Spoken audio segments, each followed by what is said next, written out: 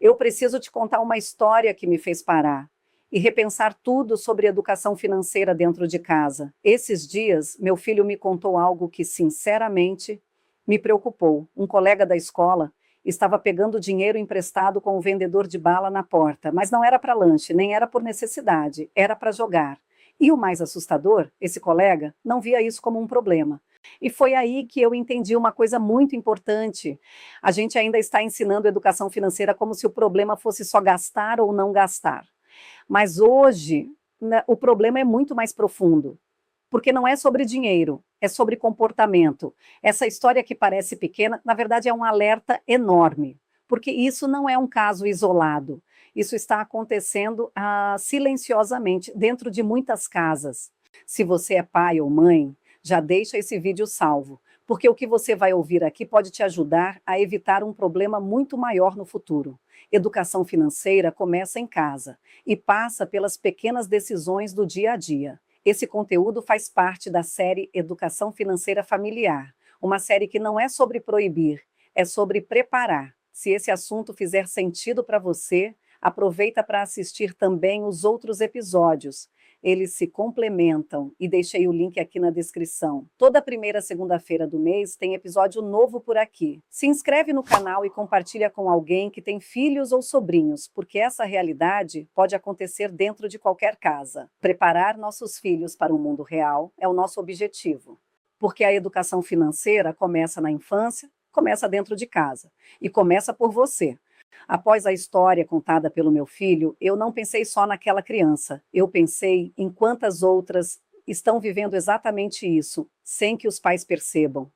Porque hoje o risco não está mais só na falta de dinheiro. O risco está na forma como nossos filhos estão aprendendo a se relacionar com ele. E foi por isso que eu decidi trazer esse tema para dentro da série. Como funciona a psicologia do jogo? Esses jogos não são sobre diversão. Eles são construídos para ativar impulso, recompensa rápida, sensação de quase ganho e repetição constante. O cérebro libera dopamina e a criança começa a buscar aquela sensação de novo e de novo. E isso cria um ciclo silencioso. A criança joga, perde, mas sente que quase ganhou. E esse quase é o que prende. E o problema é que o cérebro da criança ainda não está preparado para lidar com isso. A maioria dos pais acha que o filho está gastando dinheiro, mas não é isso. A criança está vivendo uma experiência emocional. Ela entra em um ciclo: expectativa, frustração, tentativa de recuperar e ilusão de controle. Isso tem nome, se chama reforço intermitente. E é isso que prende, não é o ganho, é a possibilidade do ganho.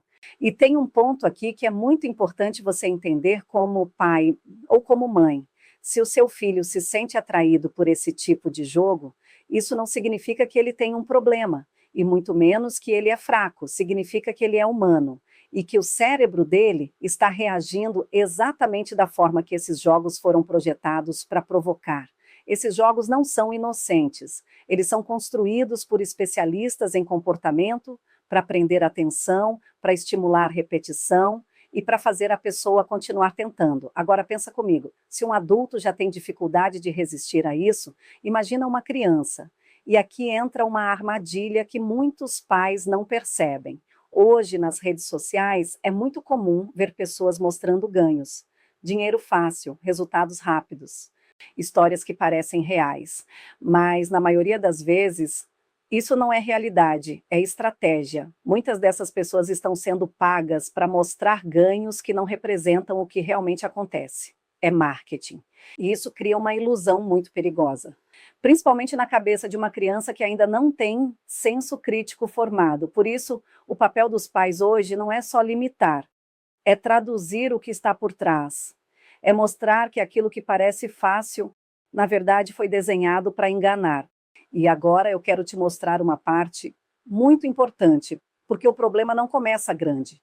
Ele começa em sinais pequenos, em silenciosos, e que muitas vezes passam despercebidos dentro de casa. E como pai ou mãe, você precisa aprender a enxergar isso. Se o seu filho apresenta alguns desses comportamentos, isso não significa que ele tem um problema grave, mas significa que ele pode estar entrando em um ciclo de risco. E quanto antes você percebe, mais fácil é ajudar. Presta atenção nesses sinais de alerta. Ele começa a pensar no jogo o tempo todo. Mesmo quando não está jogando, fala sobre isso. Lembra, planeja, como se aquilo ocupasse espaço constante na mente dele. Ele fica irritado quando não pode jogar, se a bateria do celular acaba, se a internet cai ou se você pede para parar, a reação vem com nervosismo ou frustração fora do normal. Sempre existe mais uma chance. Perdeu? Vou recuperar. Ganhou? Agora eu estou com sorte. Sempre tem um motivo para continuar. E junto com isso, começam a aparecer sinais no dinheiro. Pedidos frequentes de dinheiro, gasta a mesada muito rápido, não conseguir explicar onde o dinheiro foi parar. Dá respostas vagas ou histórias que não fecham. Mente sobre os gastos, pede dinheiro emprestado para amigos, inventa situações para conseguir dinheiro ou até vende coisas, sem você perceber. E tem um ponto muito importante aqui. Esses sinais não aparecem todos de uma vez. Eles começam de forma sutil, quase invisíveis, e vão se intensificando com o tempo. Por isso, o que você precisa observar não é um comportamento isolado, é a mudança no humor, nas atitudes e na relação com o dinheiro. E aqui tem um ponto muito importante. Reconhecer esses sinais não é sobre rotular seu filho, é sobre proteger, porque isso não é sobre fraqueza, é sobre o funcionamento do cérebro, reagindo exatamente como esses jogos foram desenhados para provocar. E a boa notícia é, quando você percebe, você já está à frente, porque o problema não é o comportamento em si, é quando ele passa despercebido. E tem uma parte disso tudo, né, que vai além do jogo e vai além do dinheiro. Quando um filho começa a usar a mesada ou até um dinheiro que seria para uma necessidade da família para jogar, não é só o dinheiro que se perde. A confiança também começa a se abalar, porque os pais começam a perceber inconsistências, histórias que não fecham e respostas vagas. E aí surge algo muito difícil dentro de casa, a dúvida. Será que eu posso confiar no que ele está me falando? E junto com essa dúvida, vem um sentimento que muitos pais carregam em silêncio. Onde foi que eu errei? E isso pesa, porque não é só sobre dinheiro, é sobre educação, sobre valores e sobre medo do futuro. E dentro da família, isso começa a gerar um efeito em cadeia. Os pais ficam mais tensos, mais preocupados e mais vigilantes, e muitas vezes, né, outros filhos acabam se sentindo deixados de lado, porque a atenção da casa inteira passa a girar em torno do problema, e ainda tem um impacto financeiro direto, principalmente em famílias que já têm um orçamento apertado, porque aquele dinheiro que faria diferença, que pagaria algo importante, que ajudaria na organização da casa, simplesmente desaparece. E nesse momento, o problema deixa de ser individual, ele vira familiar. Mas aqui está uma verdade muito importante e que precisa ser dita com clareza. Nenhuma família é destruída por um problema como esse quando existe diálogo, quando existe compreensão e quando existe busca por ajuda. As famílias mais fortes não são as que nunca passam por problemas, são as que enfrentam juntas, com honestidade, com presença e com apoio. Se você está passando por isso dentro da sua casa, respira. Mesmo que exista briga, mesmo que exista decepção, existe algo maior do que tudo isso: o vínculo, o cuidado e o amor. E é isso que reconstrói, porque no fim, seu filho não precisa de mais controle. Ele precisa saber que não está sozinho. E agora vem uma parte muito importante, porque quando os pais percebem esse tipo de comportamento, a primeira reação, muitas vezes, é brigar, proibir e tentar cortar tudo de uma vez. Mas aqui tem uma verdade que pode mudar completamente a forma como você vai lidar com isso. Sair desse ciclo não é como desligar um interruptor. É um processo e o seu filho não precisa de mais culpa. Ele já está lidando com frustração, confusão e muitas vezes até vergonha. O que ele precisa é de direção. O primeiro passo é diminuir o acesso fácil, mas não como punição, e sim como proteção. Remover aplicativos, limitar acesso a certos conteúdos e ajustar o uso do celular. E, se necessário, contar com alguém de confiança para ajudar nesse controle. Agora vem um ponto que muda tudo. Quando é que seu filho mais busca esse tipo de jogo? quando está entediado, quando está sozinho ou quando está frustrado, porque muitas vezes o jogo não é o problema, ele é a fuga. Se você só tira, mas não substitui, o espaço continua vazio e o comportamento volta. Por isso, é fundamental oferecer alternativas, atividades que gerem prazer, desafios reais, esporte e metas pequenas com recompensa. A criança precisa sentir conquista, mas conquista de verdade.